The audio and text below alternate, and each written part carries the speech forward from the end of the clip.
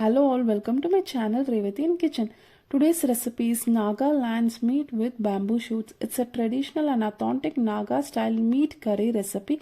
It's an easy and simple zero oil recipe. Here the meat is cooked with dry red chili, fermented bamboo shoots, ginger, garlic flavored with some spices. Delicious and exotic meat curry with amazing aroma and flavor, cooked with simple ingredients and simple cooking techniques. Traditionally in Nagaland, pork is being used with bamboo shoots, but today I am using chicken instead of pork. So friends, let's get started.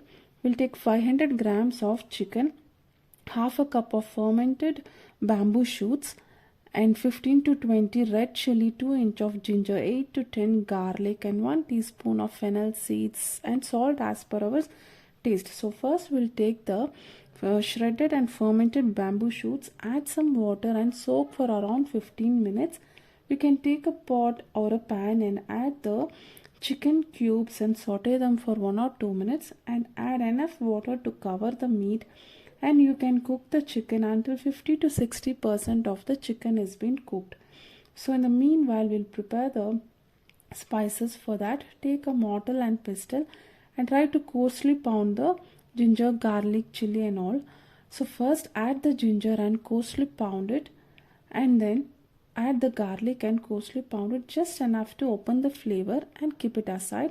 In the same way, add chili and grind it, or you can also dip the chili in hot water and make a paste and add it. So in the same way, we'll crush the fennel seeds also. So now we'll check the chicken. You can see that 50 to 60% of the chicken has been cooked. So now we'll add the fermented bamboo shoots, chili powder, crushed chili, ginger, garlic, fennel seeds, and also we add salt as per our taste and mix them all together. So now we have to cook the chicken until it is been completely cooked. Cooking time will differ depending upon the tenderness of our chicken.